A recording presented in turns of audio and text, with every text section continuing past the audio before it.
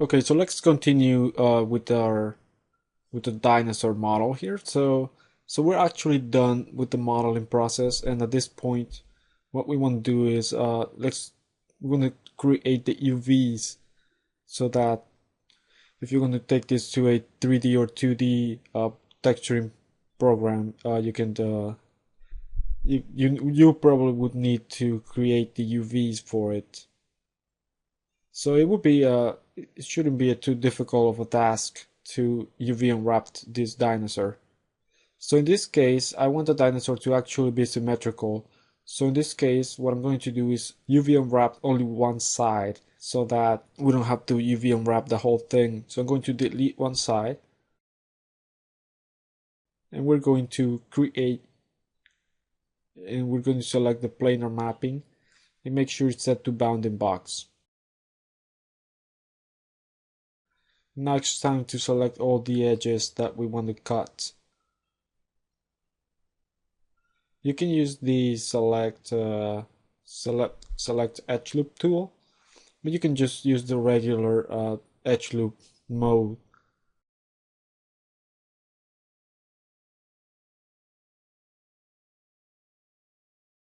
So we need to select some of the edges that we're going to cut in order to UV unwrap this thing.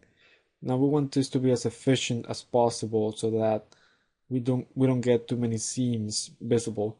Now, especially if you're planning to take this to maybe something like Photoshop, you really want to make sure that the seams are not too visible, and the seams are normally going to be more visible where you cut.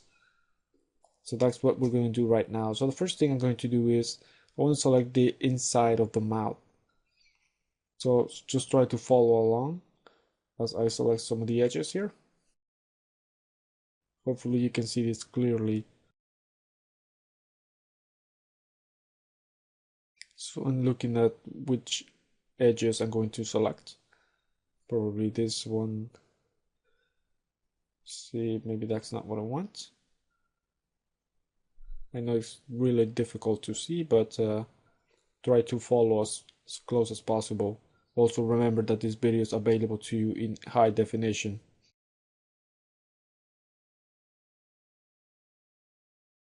Let me disable reflection for now.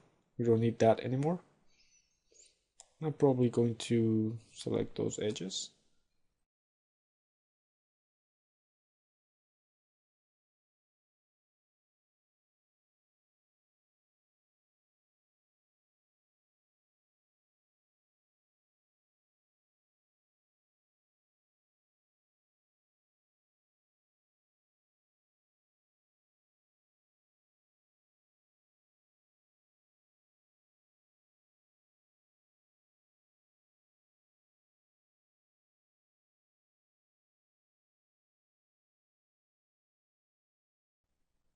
Okay, so I think that would be fine for now,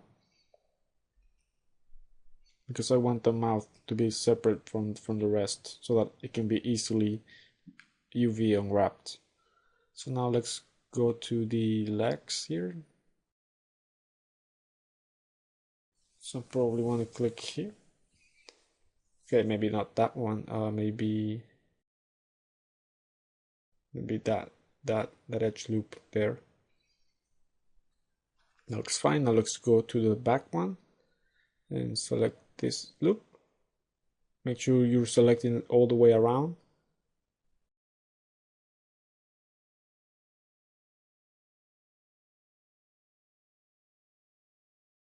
If you don't select it all the way around, you may have problems later when you unwrap this.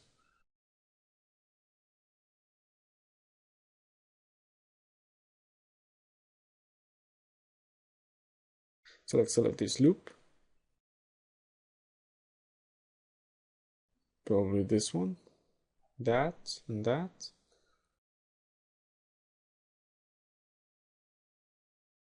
Now let's do the same with this one. Goes all around, all the way around.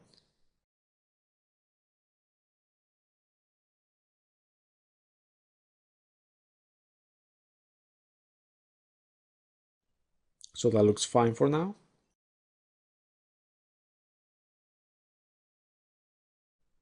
Now I'm going to select this edge, double click to here.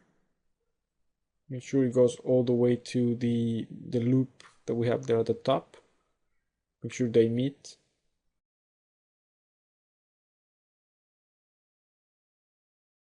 And we're going to do the same with the other leg here, all the way up. Now the reason I'm doing it in the inside as opposed to the other side, of course, because I want to minimize the seam visibility, especially if you do this in Photoshop.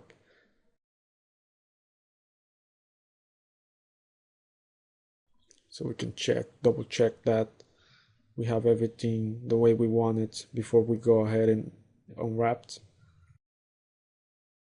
So I think this is looking fine for now. So all these should work fine. We may have some problems with the mouth, but we're gonna have to check first, see what happens. So let's go to the window UV texture editor. So that brings this up. We can see our dinosaur mesh with polygons, cut UV edges, go back to polygons, and unfold. Now go back to polygons just to layout. I'm going to click here to select the whole object. Let me rotate that just so I can see that.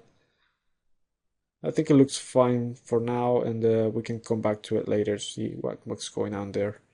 Now, in the case of this one, probably have to fix it.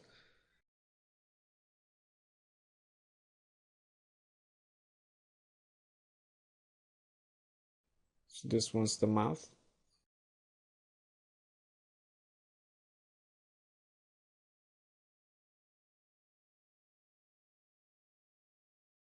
Let's try to unfold, just to see if we get a better result here. See what we get. Now, it's not looking the way I want it really, so maybe if we select a point here, it might be difficult to see if I select it. What if I select this loop?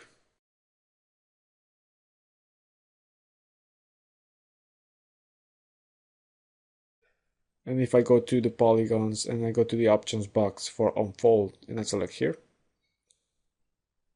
see what that does. And I think looks better. It's not too bad. Of course, probably this is not the optimal way for this to be, but I think it works. Let's continue to try to unfold it, see if we get a better result. Now you can see we have some overlapping here, so I'm going to use the unfold there. I think it works. It shouldn't be a problem. I mean, we can see that the tongue is here.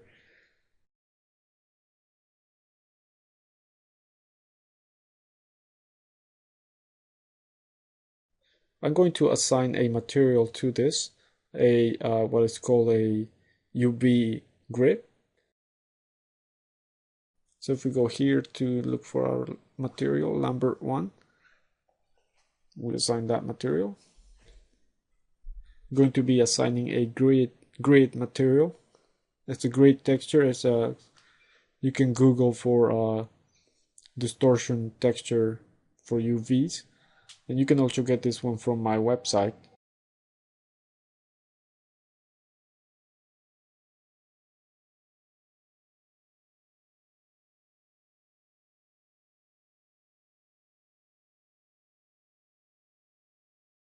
So we have a grid, and the less distortion we have, the better.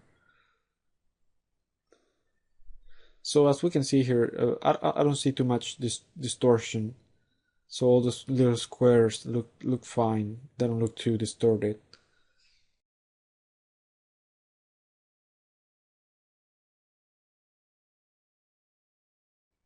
You see how that looks here. It doesn't look too bad. It looks fine.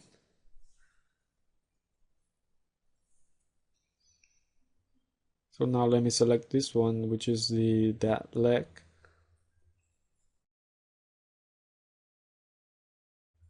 So I want this to be a little straight. So I'm going to select a UV point and maybe this one. Go back to the unfold. Make sure it's set to pin selected UVs. And that looks better now.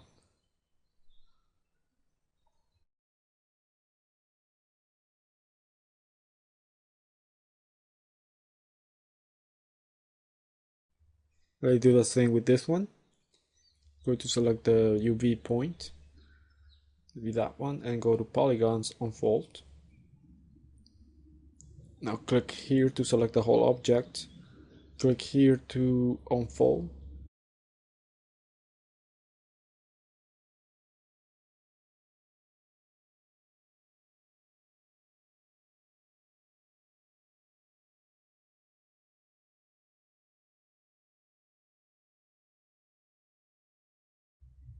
Now this one doesn't look so bad, although it could be slightly better. Now this one's horrible. We want it to be better than this. So what I'm going to do is I'm going to select and convert selection to faces. I'm going to create UVs. I'm going to click on the options box here and set it to best plane. Make sure it's set to best plane. What it does, it creates a better looking UV based on the normals of that area. So if we unfold it slightly more, so that looks way better than what it was before. So I'm actually going to do the same with this one, see if we get a different results. So convert to faces, that planar mapping that's already set to the best plane. Actually came out really similar, but just in case.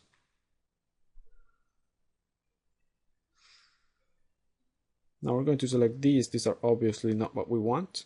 So we're going to go ahead and do the, if you try to unfold, nothing really happening. So let's go to select and convert that to faces and do the same thing. Now at first we see that we have some overlapping there, but if we unfold in a minute here,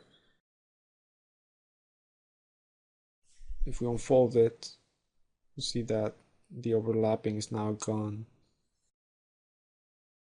And that looks way better than what it initially was. Let's do the same with this one. Convert to faces, planar mapping, select the whole object. I'm going to scale that down just so that I can see it better. Going to unfold it. Okay. So that looks fine for now. Now let me select this, the whole thing here. See how what's going on with this one. Let's try to unfold. It actually looks fine to me. I don't see problems here.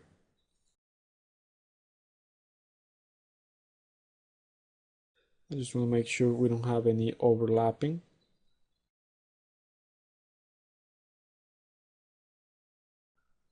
Maybe here, if I do actually unfold in this case, doesn't do a good job. So probably if I do relax, really slightly, not much. I'm actually going to relax this one as well.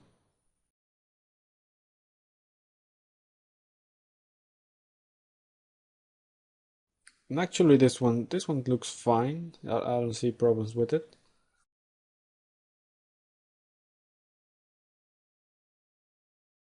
So it looks fine for now. So let's select everything and go back to layout. And now I didn't do a very good job to pack this into our UV space here, but I'm going to leave it like that for now and come back to that in a few seconds here. So now let's unfold the eye. Now that's super easy. If we go to create, let's go back to bounding box here. Now let's go back to the window UV texture editor. Let's unfold it.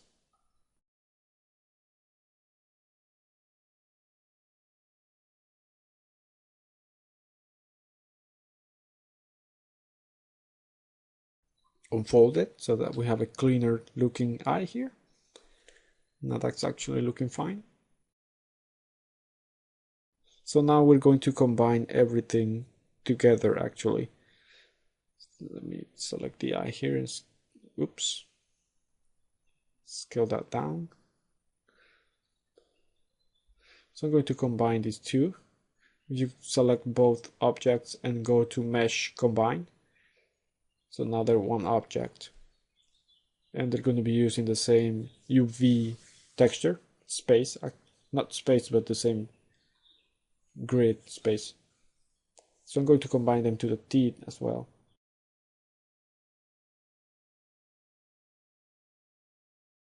Make sure you select from the outside and so that you have selected all of them.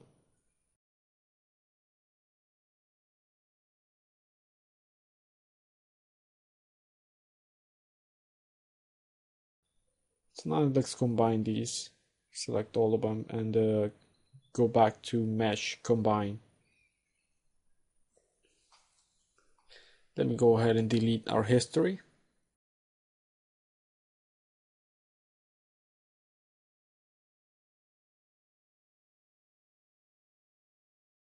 Now we make sure that we're using our pixel space better than this so that we can pack everything better in the so we want to make sure that we use the most space available in this so that we don't waste any pixels. So all I'm going to do is scale some of the things and make sure I'm using all the space available here.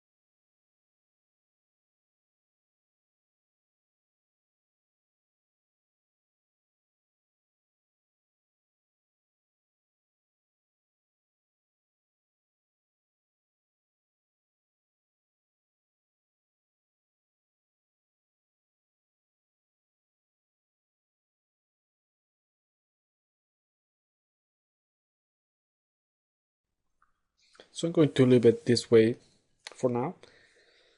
So we want to get to the to actually mirroring, making a mirror of this one. Mirror geometry, that's what I meant. So you might get a seam here where we cut the UVs. Just make sure that you're aware of that.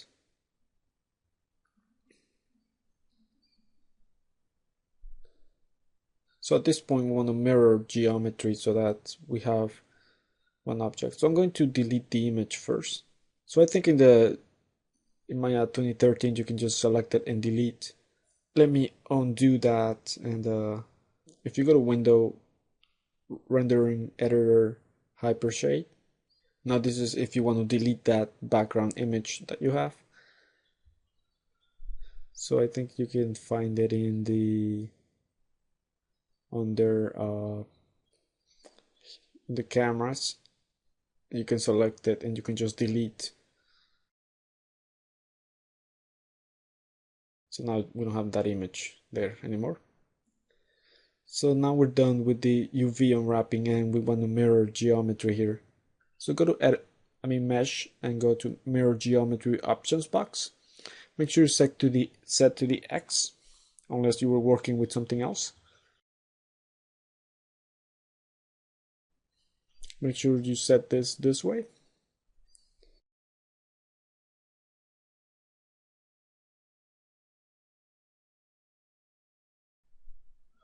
Now it's a good thing to just come in and check that everything looks fine. You don't have any geometry that you were not expecting. That's what I'm going to do right now. Let me just double check everything's fine. So it looks fine.